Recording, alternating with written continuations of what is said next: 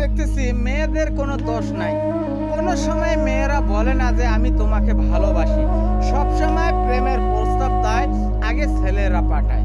এই ছেলেরা যখন এই প্রস্তাবটা পাঠায় তখনই হয়তো মমের মনটা গলে যায়। তার মানে হচ্ছে একটি নারীর মন হচ্ছে মমের মতো, সে যখন গলে যায় হয়তো আরেকটা ছেলেকে তখন মন দিয়ে দেয়। তার মধ্যে কিছুটা সময়ের মধ্যে তাদের একটা ভালোবাসা তৈরি হয়।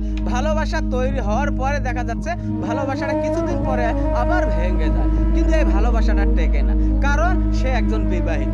বিবাহিত লোকের সাথে ভালোবাসা টেকে না। আর বিবাহিত ছেলে কোনো সময় একটা মেয়েকে প্রতারণা করে না, দেহের জন্য পাগল থাকে না। এই বিবাহিত ছেলে যদি যত আছে একটি মেয়েকে অরিজিনালে সুন্দরভাবে তাকে মন থেকে ভালোবাসে, তাকে ক্ষতি করার জন্য নয়। সে যদি তাকে ক্ষতি করতো তাকে ভালোবাসতো না। তবে দেখা যাচ্ছে ছেলেটা অনেক সময় যাকে ভালোবাসে সে তার জন্য পাগল, বিশাল পাগল, কিন্তু মেয়েটা তাকে পাত্তা দেয় না, কারণ ছেলেটার কিচ্ছু নাই। ছেলেটা হচ্ছে অসহায়।